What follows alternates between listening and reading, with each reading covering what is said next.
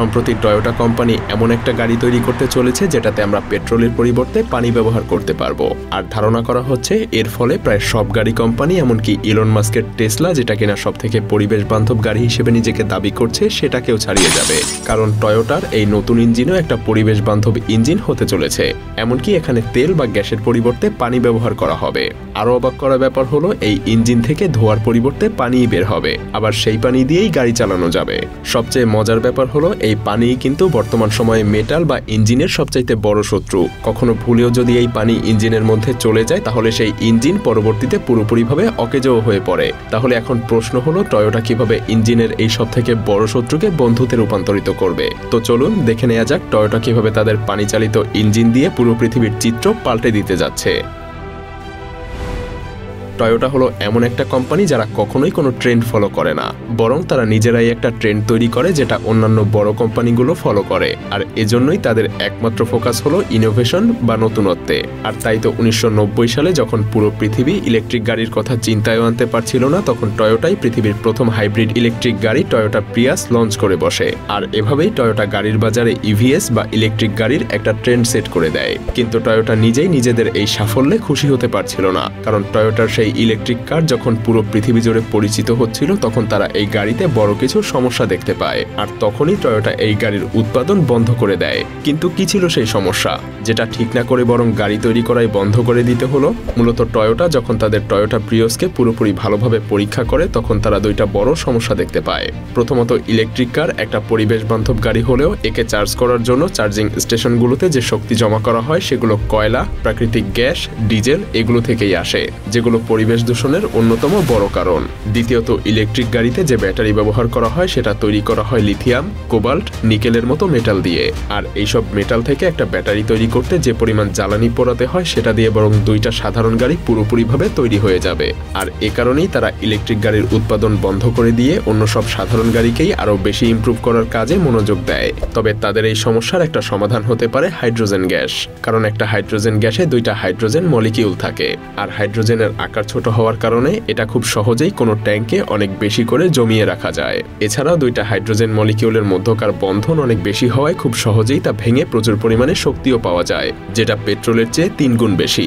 এছাড়াও এতে carbon die অক্সাইডের মতো ভয়াবহ গ্যাস নির্গত হয় না। কিন্তু হাইড্রোজেন ব্যবহার করার কিছু ভয়ঙ্কর দিকও আছে, কারণ হাইড্রোজেন হলো একটা দাহ্য পদার্থ। আর তাই খুব সহজেই 100% পিওর হাইড্রোজেন গ্যাসে আগুন লেগে যায়। তাই বলাই যায় একটা গাড়িতে ট্যাঙ্ক ভর্তি হাইড্রোজেন গ্যাস নিয়ে ঘোরা আর গাড়িতে বিশাল একটা টাইম বোমা নিয়ে ঘোরা যেন একই কথা। সহজে বলতে গেলে এমন হাইড্রোজেন দিয়ে চালিত 100টা গাড়ি যদি কোনো ট্রাফিক জ্যামে আটকে যায় তাহলে সেই পুরো জায়গাটাই একটা অ্যাটম বোমে পরিণত হয়ে যায়, যেটা যে কোনো মুহূর্তেই ফাটতে পারে।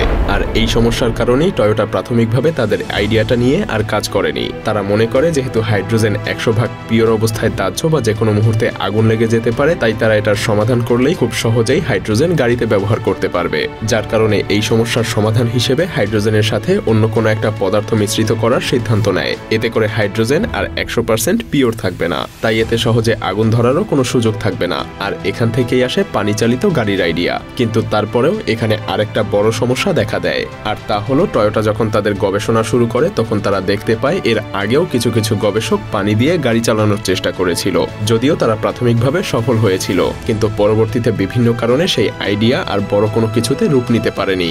যেমন 1980 সালে আমেরিকায় বাড়তে থাকা তেলের দামের কারণে স্ট্যানলি মেয়র্স নামের একজন ছোট গবেষক পেট্রোলের বিকল্প হিসেবে পানিচালিত গাড়ি আবিষ্কার করে। তার আবিষ্কার করা গাড়ি 3 লিটার পানিতে প্রায় 180 কিলোমিটার পর্যন্ত যেতে পারত।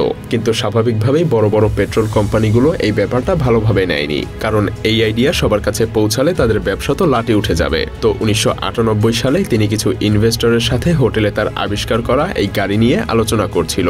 তখন হঠাৎ করেই তার গলা শুকিয়ে আসতে শুরু করে। তিনি দৌড়ে হোটেল থেকে বাইরে চলে আসেন। কেউ তাকে কোনো রকম সাহায্য করার আগেই রাস্তাতেই তার মৃত্যু হয়ে যায়। আর সবথেকে ভয়ানক ব্যাপার হলো তার মৃত্যুর কিছুদিন পরেই তার বানানো গাড়ি আর তার সব ডিজাইন তার গ্যারেজ থেকে হাওয়া হয়ে যায়। কে বা কারা এমনটা করতে পারে তা সহজেই ধারণা করা যায়। বলা হয় সেই গাড়ির ডিজাইন যদি আজ থাকতো তাহলে বিদ্যুৎ চালিত গাড়ির আর কোনো অস্তিত্বই থাকতো না। এখানেই শেষ না, মেয়র্সের আবিষ্কার করা গাড়ির পর বিশ্বে আরো অনেকেই পানি দিয়ে চলা গাড়ি আবিষ্কারের চেষ্টা করেছিল। যেমন 2018 সালে ভারতের একদল শিক্ষার্থী পানি দিয়ে চলতে পারে এমন একটা গাড়ি আবিষ্কার করেছিল, তারা মারুতি গাড়ির ফুয়েল ট্যাঙ্কে ক্যালসিয়াম কার্বাইডের টুকরো আর পানি মিশিয়ে কেমিক্যাল রিঅ্যাকশন ঘটায়, ফলে দাহ্য এসিটিলিন গ্যাস তৈরি হয়, যেটা দিয়ে সহজেই গাড়ি চলতে পারে। কিন্তু সব ডিজাইনেই কিছু না কিছু সমস্যা ছিল, আর সেই সমস্যাগুলোর মধ্যে 3টা বড় সমস্যাও ছিল। প্রথম সমস্যাটা হলো পানি আর গাড়ির ফুয়েল ট্যাঙ্ক একসাথে রাখাটাই বিপজ্জনক, কারণ পানিতে থাকা অক্সিজেনের কারণে ফুয়েল ট্যাঙ্কে খুব সহজেই মরিচা ধরে নষ্ট হয়ে যায়। দ্বিতীয়ত, ক্যালসিয়াম কার্বাইডকে পানিতে মেশানোর ফলে এসিটিলিন গ্যাসের পাশাপাশি ক্যালসিয়াম কার্বাইড তৈরি হয়, যেটা ফুয়েল ট্যাঙ্ককে ব্লক করে দেয়। আর তৃতীয় সবচেয়ে বড় সমস্যা ছিল এসিটিলিন গ্যাস পানির চেয়ে বেশি মরিচা ধরাতে পারে, সেই সাথে এটা হাইড্রোজেন গ্যাসের চেয়ে বেশি অস্থিতিশীল। এছাড়াও এই গ্যাস ভয়ঙ্কর বিষাক্ত, অর্থাৎ পানি দিয়ে চলার জন্য এ পর্যন্ত যতগুলো ইঞ্জিন ডিজাইন করা হয়েছে তার সবগুলোই প্রায় অসম্ভব।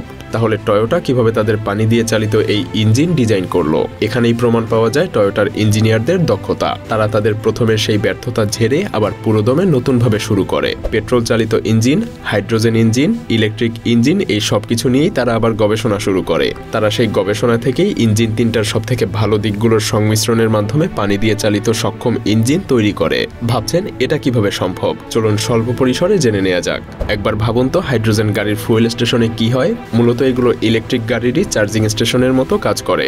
শুধু গাড়িতে সরাসরি বিদ্যুৎ দেওয়ার পরিবর্তে তারা পানিতে বিদ্যুৎ সরবরাহ করে। তারপর ইলেকট্রোলাইসিস বা এক বিশেষ প্রক্রিয়ার মাধ্যমে পানি আর হাইড্রোজেন আলাদা হয়ে যায়। সবশেষে এই আলাদা হওয়া হাইড্রোজেন গাড়ির ফুয়েল ট্যাঙ্কে ভর্তি করা হয়। কিন্তু আমরা প্রথমেই জেনেছি হাইড্রোজেন ভরা ট্যাঙ্ক একটা টাইম বোমার সমান। সেজন্য টয়োটা সিদ্ধান্ত নেয় হাইড্রোজেন ফুয়েল স্টেশনের পুরো সেটআপ গাড়িতেই তারা তৈরি করে ফেলবে। এতে করে একটা ফুয়েলের স্টেশনে যতটা বিপদের সম্ভাবনার সৃষ্টি হতে পারে সেটা আর ঘটবে না, কারণ পুরো সিস্টেমটাই গাড়িতে থাকলে তো আর ফুয়েল স্টেশনের প্রয়োজন নেই। আর গাড়ির সেই সেটআপে ফুয়েল ট্যাঙ্কে হাইড্রোজেন গ্যাসের পরিবর্তে সরাসরি পানি দেয়া হবে।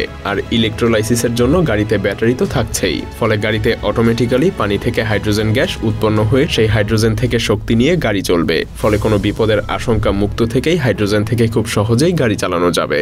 আর ফুয়েল ট্যাঙ্ককে মরিচা ধরা থেকে রক্ষা করতে ট্যাঙ্কটাকে মরিচা প্রতিরোধী একটা প্রলেপ দিয়ে বানালেই ব্যাস সমস্যার সমাধান হয়ে গেল।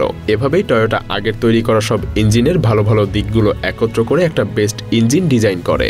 যদিও টয়োটার এই পানি চালিত গাড়ির আইডিয়া এখন পর্যন্ত কাগজ কলমে আছে, এই গাড়ির শুধুমাত্র একটা প্রোটোটাইপই তৈরি করা হয়েছে। এজন্যই টয়োটার এই গাড়ির ইঞ্জিনের ব্যাপারে খুব বেশি তথ্য কারো কাছেই নেই। তো এখন আমাদের একটু অপেক্ষা করতে হবে টয়োটা তাদের এই সকল সমস্যার সমাধান করে আমাদের জন্য পানি দিয়ে চালিত কোনো গাড়ি নিয়ে আসতে পারে কিনা। আর এটা সম্ভব হলে বলাই যায় খুব দ্রুতই আমাদের পুরো পৃথিবীর চিত্র পাল্টে যেতে চলেছে।